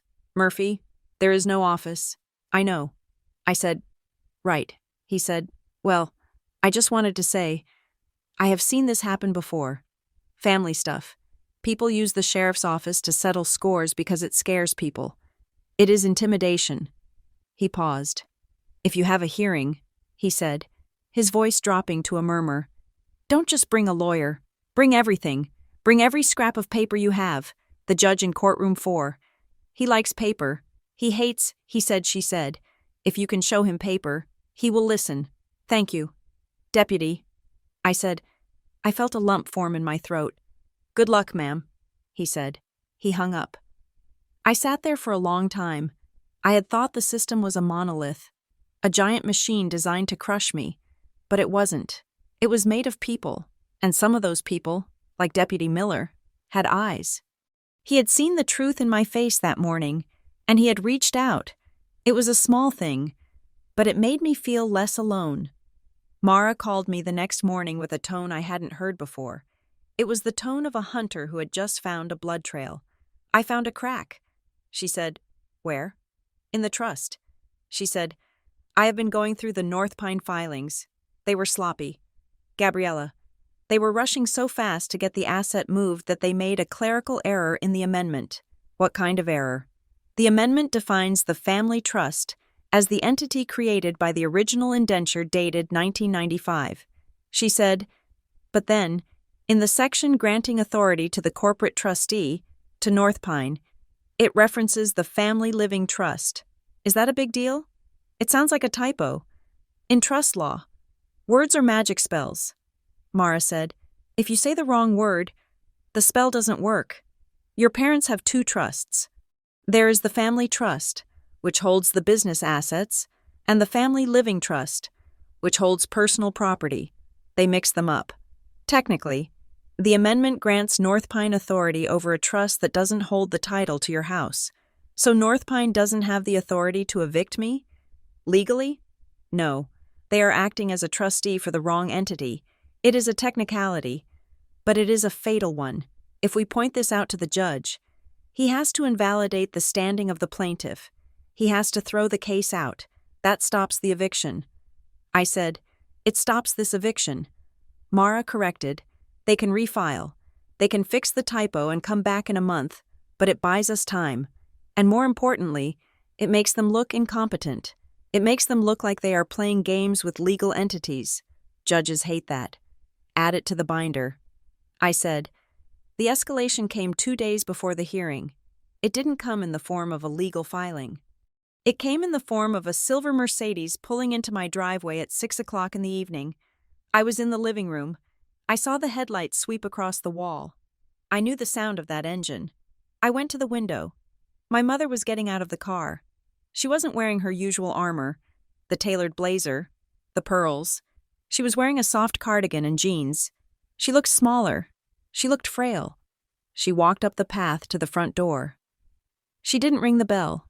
She knocked, softly, 3 times. Rap, rap, rap, the secret knock we had used when I was a kid, and I wanted to come into her sewing room. I stood by the door.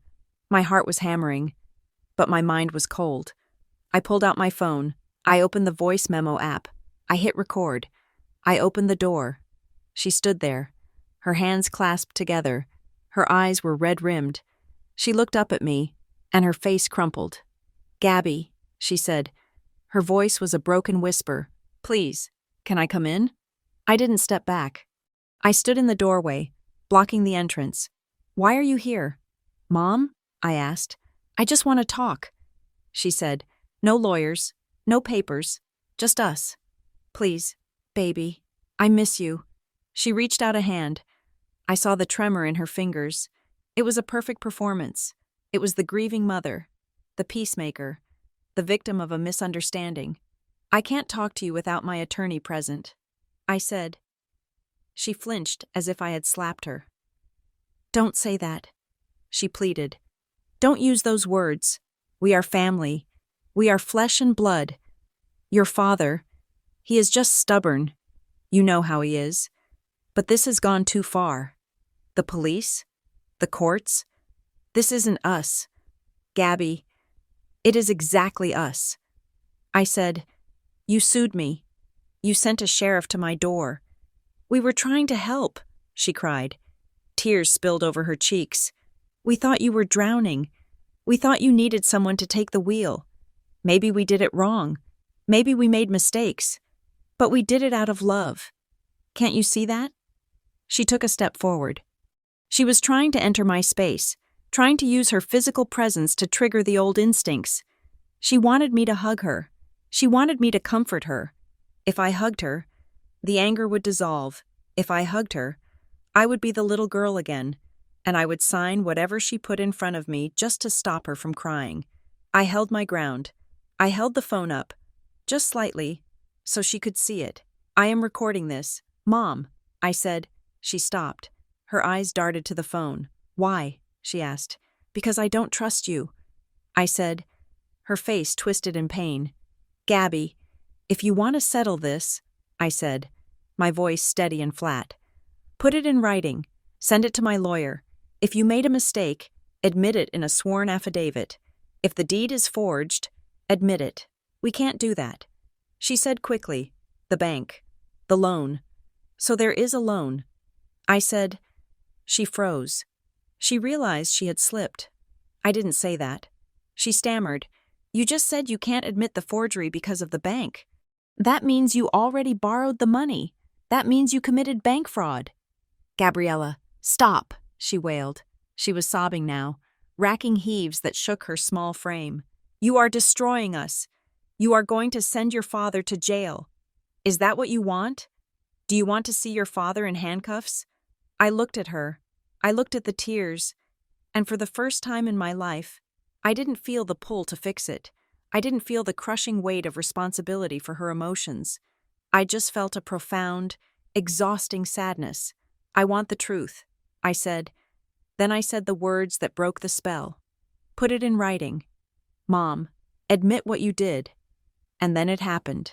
For a split second, the sobbing stopped. The grief vanished. Her face smoothed out. And her eyes, her wet, red eyes, went completely dead. The mask didn't just slip. It evaporated. She looked at me with a cold, hard hatred. It was a look of pure assessment. She was realizing that the emotional lever was broken. She was realizing that I was no longer a resource she could mine. You ungrateful little bitch, she whispered. The words hung in the cold evening air. I didn't flinch. I didn't gasp. I just nodded. Get off my property, I said. She stared at me for one more second, the venom radiating off her like heat. Then she turned around. She walked back to the Mercedes. Her stride was strong. She wasn't frail anymore. She got in the car, slammed the door, and reversed out of the driveway without looking back.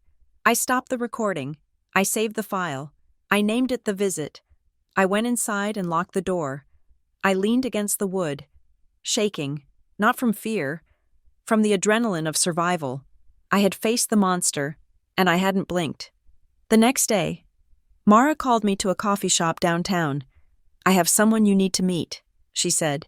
When I arrived, Mara was sitting at a corner table with a young woman. The woman was wearing a hoodie and sunglasses, looking nervously at the door every time it opened. This is the paralegal, Mara said quietly. The woman took off her sunglasses. She looked tired. She couldn't have been more than 25. I am not supposed to be here, she said. Her voice was a whisper. If they find out. They won't. I said, why are you helping me? She looked down at her coffee cup. My dad died last year. She said, he left me a little money, not much, but enough to pay off my student loans. My uncle tried to take it. He tried to say I was too young to manage it. I had to fight him for 6 months. She looked up at me. Her eyes were fierce. I saw the file. She said, I saw what they were doing to you. It made me sick. She slid a folded stack of papers across the table. This is an email chain from the partners, she said. I printed it from the archives before they scrubbed it. I opened the papers. The email was dated 3 weeks before the eviction notice. It was from a senior partner at Whitman, Price, and O'Malley. It was addressed to my father. Subject: acceleration of transition. Robert, we are running into a timing issue with the bridge loan. The lender requires clean title and vacancy before they release the funds. We need to move the occupant out immediately. The soft approach isn't working. We recommend initiating the eviction through North Pine. Use the paperwork we prepared in November. I know there is a potential exposure regarding the notary problem. If she challenges the authentication, we could be in a difficult spot. But based on your assessment of her resources and mental state, the risk is calculated. Use the eviction to force compliance. Once she is out, she will likely settle for a cash offer rather than fight a court battle she can't afford. Let us know if we should proceed with the filing. My father had replied one word. Proceed. I stared at the paper. The notary problem. Force compliance. Risk is calculated. They had discussed it.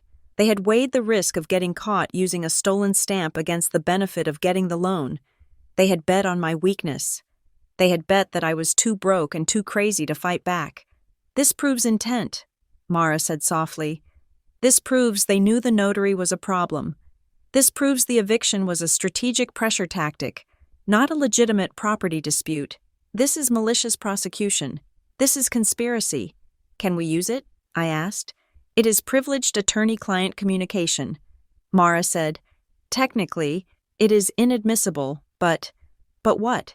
But the crime-fraud exception applies. She said, attorney-client privilege does not cover communications made for the purpose of committing a crime or a fraud.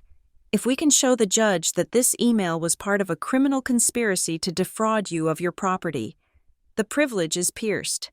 We have the forged deed. I said, we have the lost stamp. We have the dead witness. We have enough to argue the exception. Mara said, I will file a motion in Lemine tomorrow morning to admit this evidence. I looked at the young paralegal. Thank you, I said. She nodded, putting her sunglasses back on. Burn them down, she said. It was the night before the hearing. The house was quiet. I hadn't packed. There were no boxes in the hallway, no suitcases by the door. My parents had expected me to be running by now. They had expected me to be panicked, throwing my clothes into garbage bags, crying on the phone to my friends. Instead, I was sitting on my living room floor, surrounded by a halo of paper. The white binder sat in front of me. It was thick now. It contained the deed, the flight records, the forensic report, the notary complaint, the identity theft report, the trust amendment with the clerical error, and the transcript of the recording where my mother called me a bitch. I listened to the hum of the refrigerator. It was a steady, grounding sound. I was going to stand up in front of a judge and introduce them to the real Gabriella Murphy, the one who kept receipts, the one who hired forensic experts, the one who recorded the conversations. I touched the cover of the binder. I wasn't afraid anymore. The fear had burned away, leaving only a sharp, crystalline clarity. I checked the time. It was 10 o'clock. I stood up. I turned off the lights. I walked up the stairs to my bedroom. I laid out my suit for the morning, navy blue. Sharp lines. I laid out the binder next to my keys. I got into bed and closed my eyes. Let them come. I thought, let them bring their expensive lawyers and their rehearsed lies. I have the paper, and tomorrow, everyone is going to read it. The courtroom smelled of floor wax and anxious sweat. It was a smell I had come to associate with the waiting room of a hospital, that specific cocktail of dread and enforced sterilization. I sat at the plaintiff's table, technically the defendant's table, since I was the one being evicted, next to Mara. My hands were folded on the white binder. They were cold, but they were steady. My parents arrived 3 minutes before the session was scheduled to begin. They didn't look like defendants. They didn't look like fraudsters. They looked like the guests of honor at a charity gala. My father wore a charcoal suit that fit him with architectural precision. My mother wore a pale blue dress that suggested modesty and maternal warmth. They walked down the center aisle of the courtroom, nodding to the bailiff, smiling at the clerk. They radiated a terrifying kind of competence. They were betting on the optic. They were betting that the judge, a tired man named Judge Holloway with thick glasses and a receding hairline, would look at them and see order. Then he would look at me, the single woman, the daughter, the occupant, and see chaos. They sat at the table across from us with their attorney, a man named Mr. Sterling. Sterling was a partner at Whitman, Price, and O'Malley. He had the kind of tan that only exists on people who spend February in the Caribbean. He leaned over and whispered something to my father. My father laughed. It was a soft, confident chuckle. He didn't look at me, not once. All rise, the bailiff boomed. Judge Holloway entered. He sat down, adjusted his glasses, and looked at the docket. Hearthvale Residential, LLC versus Murphy. He read, Unlawful detainer. Mr. Sterling stood up. Good morning, Your Honor. We are ready to proceed. This is a straightforward matter of a holdover occupant refusing to vacate trust property. Mara stood up. Good morning, Your Honor. Mara Klein for the defendant, Gabriella Murphy, and we dispute that this is straightforward, and we dispute that the plaintiff holds valid title to the property. The judge looked over his glasses. You filed a motion to stay based on fraudulent conveyance, Ms. Klein. That is a heavy accusation for eviction court. It is a heavy situation. Your Honor, Mara said. Proceed, the judge said. Mr. Sterling launched into his opening. It was smooth. It was polished. He painted a picture of a generous family trust, a loving attempt to manage assets, and a daughter who was confused about the nature of her living arrangements. He used words like stewardship and family legacy. He made the eviction sound like an act of tough love. Ms. Murphy has been living in the property by the grace of her parents, Sterling said, but the trust needs to liquidate the asset to satisfy other obligations. We have offered her generous relocation terms. She has refused. We are simply asking the court to enforce the owner's right to possession. He sat down. He looked bored. Mara stood up. She didn't use flowery language. She didn't talk about stewardship. She opened the white binder. Your Honor, she said, the plaintiff claims to own the property based on a quitclaim deed dated October 14th of last year. She held up the document. We have submitted into evidence Exhibit A. These are airline records, including a boarding pass and a conference badge, showing that on October 14th, Gabriella Murphy was in Seattle. Washington, she handed the papers to the bailiff. Unless Ms. Murphy has the ability to be in two places at once, she could not have signed this deed in front of a notary in this county on that date. Mr. Sterling stood up slowly. Your Honor, this is a distraction. The date may have been a clerical error. The intent was clear. Ms. Murphy agreed to the transfer. A clerical error? Mara asked. She turned to the next tab in the binder. Let us talk about the other errors. The deed was notarized by one Elias Thorne. We have submitted Exhibit B. This is a report from a forensic document examiner stating that the signature on the deed shows clear signs of tracing. Mr. Sterling waved a hand. Experts for hire. Your Honor, we can find an expert who says the earth is flat if we pay him enough. The judge frowned. He picked up the forensic report. He looked at the signature samples. Mara didn't stop. She was building a rhythm, if the date is a clerical error. And the signature is a matter of opinion. Let us look at the power of attorney used to refinance the property 6 months prior. This document, Exhibit C, was the authority used to strip the equity from the home. She held up the power of attorney. It is witnessed by two people, Thomas Miller and Margaret Gable. I watched my parents. My father was staring straight ahead, his jaw set. My mother was picking at a loose thread on her sleeve. Margaret Gable, Mara said, her voice dropping an octave, was a close friend of the family. She was a lovely woman, unfortunately, according to her death certificate, which we have marked as Exhibit D. Margaret Gable passed away in May of that year. The courtroom went silent, the kind of silence that has weight. The power of attorney is dated November. Mara continued, 6 months after her death. Unless Margaret Gable rose from the grave to witness a refinancing document for the Murphy family, this document is a forgery. And since this forged document was used to secure the loan that Hearthvale Residential is now trying to service by evicting my client, the entire plaintiff's case is fruit of the poisonous tree. Mr. Sterling stood up. He looked less bored now. He looked annoyed. Your Honor, he said, we were not prepared to litigate the validity of a power of attorney today. This is an eviction hearing. The title is recorded. The court cannot look behind the curtain of the recorder's office in a summary proceeding. I am looking at a death certificate. Mr. Sterling, Judge Holloway said. His voice was dry. And I am looking at a document signed by a dead woman. That is not looking behind a curtain. That is looking at a felony. Sterling pivoted. Your Honor, my clients, the parents, were handling a lot of paperwork during a difficult time. It is possible that the witness was someone else and the name was written down incorrectly by a secretary. Ms. Murphy is estranged. She is trying to embarrass her family by nitpicking administrative mistakes. Nitpicking? Mara asked. She turned to the judge.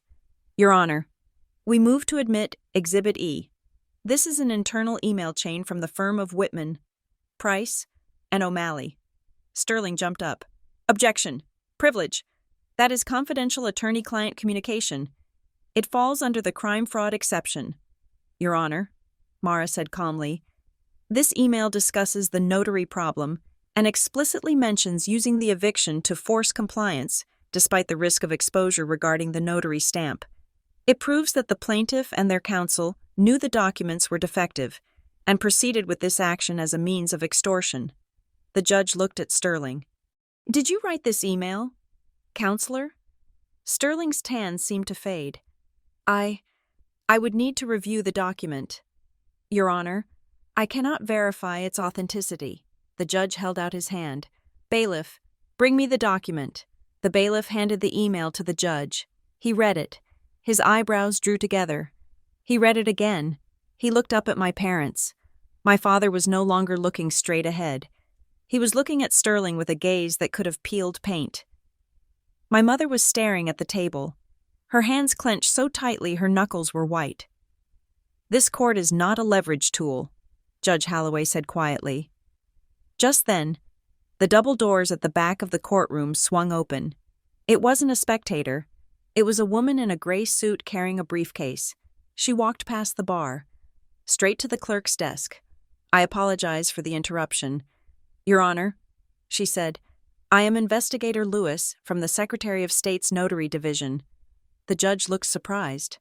He looked from the woman to the lawyers. "We received a formal complaint regarding this docket number," Investigator Lewis said. "We are serving an immediate suspension order for the notary commission of Elias Thorne. We have also opened an active investigation into the possession of his official seal, which was reported stolen 2 years ago. We have reason to believe that multiple fraudulent filings have been submitted using this stamp, including the deed in this case." She handed a document to the judge. "Mr. Sterling sat down. He didn't argue. He didn't object. He just sat down and closed his file. He knew when a ship was sinking. The judge looked at the investigator, then at the death certificate, then at the email. He took off his glasses and rubbed the bridge of his nose. "Mr. Vance?" the judge called out. Robert Vance, the man from North Pine Fiduciary, stood up in the back of the room. He had been sitting near the door, ready to leave. "Yes, Your Honor. You are the trustee for this Hearthvale entity?" "Yes, Your Honor. Are you aware that the deed holding this property was notarized by a stolen stamp and witnessed by a deceased person?" "Mr. Vance smoothed his tie. He looked like a man trying to distance himself from a bad smell. "Your Honor, North Pine Fiduciary relies on the representations of the grantors and their counsel. If there are defects in the chain of title, we were not made aware of them. We simply manage the asset. You are evicting a woman from her home based on a forged title." The judge snapped. "That is not management. That is complicity." Mr. Vance nodded quickly. "Given the new information, Your Honor, North Pine would like to withdraw the unlawful detainer action immediately. We will pause enforcement pending an internal review." "You are not withdrawing anything," the judge said. "I am dismissing it." He slammed his hand down on the file. "But I am going further than that." The judge turned to look directly at my parents. My father was frozen.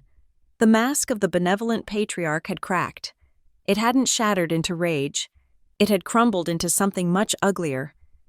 It was the look of a man who realizes his calculation was wrong. He wasn't looking at me with anger. He was looking at me with a cold, terrifying assessment. He was realizing that I was not a variable he could control anymore. My mother looked up. She looked across the aisle at me. Her eyes were empty. There was no love. There was no hate. There was just a blank, unrecognizable stare. She was looking at a stranger. She was looking at someone who had broken the code of silence, and in her world, that was the only sin that couldn't be forgiven. Judge Holloway spoke into the microphone. "The petition for eviction is denied with prejudice. The court finds that the plaintiff has failed to establish valid title. Furthermore, I am flagging all documents related to this property transfer for review by the District Attorney's Office for potential fraud and identity theft. I am issuing an immediate order restoring sole possession to the defendant, Gabriella Murphy." He paused. "However," he said, his voice measured, "I cannot quiet the title from the bench in eviction court. That requires a separate civil action. Ms. Murphy, you are safe in your home today, but the legal battle to permanently clear your deed is just beginning. I suggest you file a quiet title action immediately. I understand. Your Honor, Mara said. And Mr. Sterling? The judge said. Yes, Your Honor. I am referring this transcript and the email evidence to the State Bar for review regarding your firm's conduct. Do not file another paper in my courtroom until that review is complete. Dismissed. The gavel came down. It sounded like a gunshot. The room erupted into low murmurs. I didn't move. I sat there, staring at the white binder. I felt a hand on my shoulder. It was Mara. Breathe, she said. I took a deep breath. It tasted like victory. It tasted like ash. I stood up. My parents were already moving. They didn't look at me. They didn't speak to Sterling. They walked out of the courtroom with a rigid, hurried gait. They looked like people escaping a burning building. I watched them go. I watched the backs of the people who had raised me, the people who had taught me to tie my shoes and ride a bike. They were walking away from me, and they were never coming back. We did it. Mara said, "We stopped the eviction." I said, "We did more than that." She said, "We exposed the machine." We walked out of the courtroom. The hallway was crowded. As we pushed through the double doors to the exit, the bright light of the midday sun hit us. It was blinding. And then I saw them. A small group of people with cameras. A reporter from the local county gazette holding a microphone. "Mr. Murphy! Mrs. Murphy!" the reporter called out. He was chasing my parents toward the parking lot. "Is it true that the district attorney is investigating the family trust for fraud? Did you forge a dead woman's signature?" My father stopped. He looked at the reporter. He looked at the camera. For the first time in his life. He didn't have an answer. He couldn't reframe this. He couldn't edit the tape. The camera was rolling, and the sun was shining, and there was nowhere to hide. He put his hand up to block the lens, a gesture of desperate retreat. My mother ducked her head, shielding her face with her purse. They scrambled into their silver Mercedes. The car that had always been a symbol of their status was now a getaway vehicle. I stood on the courthouse steps and watched them drive away. "Gabriella?" I turned. The reporter had seen me. "Ms. Murphy, do you have a comment?" he asked. "Was this really a conspiracy by your own parents?" I looked at the microphone. I thought about the silence they had tried to impose on me. I thought about the NDA they had wanted me to sign. I thought about the texts from my family calling me paranoid. I looked directly into the camera lens. "My name is Gabriella Murphy." I said, "I own my home, and I am not going anywhere." I turned and walked away. I walked to my car. I got in. I sat in the driver's seat and put my hands on the wheel. I was alone. I had no parents. I had a long legal road ahead of me to scrub the title clean. I had legal bills that would take years to pay off. But as I turned the key in the ignition, I realized something. The fear was gone. I drove home. When I pulled into the driveway, the house looked different. It didn't look like a fortress anymore. It didn't look like a contested asset. It looked like mine. I unlocked the front door. I walked into the kitchen. I saw the empty space on the counter where the eviction notice had been. I opened the fridge. The hum was the same. But the air in the house felt lighter, as if the walls themselves had been holding their breath and had finally exhaled. I took the white binder out of my bag. I placed it on the bookshelf, right next to my photo albums. It was part of my history now. It was the chapter where I grew up. Not the way my parents wanted me to, by submitting, but the way I needed to, by fighting. I went to the window and looked out at the street. The camera on the oak tree was still there. I walked out to the garage. I found a ladder. I found a hammer. I walked out to the tree. I climbed the ladder. I didn't care who saw me. I swung the hammer. Crack! The plastic casing shattered. The lens fell onto the grass. I climbed down. I picked up the pieces of the camera and dropped them into the trash bin. I dusted off my hands. The sun was setting, casting long shadows across the lawn. It was a beautiful evening. I went back inside and locked the door, not to keep people out, but to keep my peace in. The story my family had told about me was over. The story I was writing for myself had just begun. Thank you so much for listening to this story. It was a journey into the dark side of family dynamics. and I hope it resonated with you. I would love to know where you are listening from. Please drop your city or country in the comments below. If you enjoyed Gabriella's fight for the truth, please consider subscribing to Revenge Stories for more tales of justice and retribution. Share your thoughts in English in the comments. Do you think Gabriella should try to reconcile? Or was she right to burn the bridge? I read every comment. Until next time.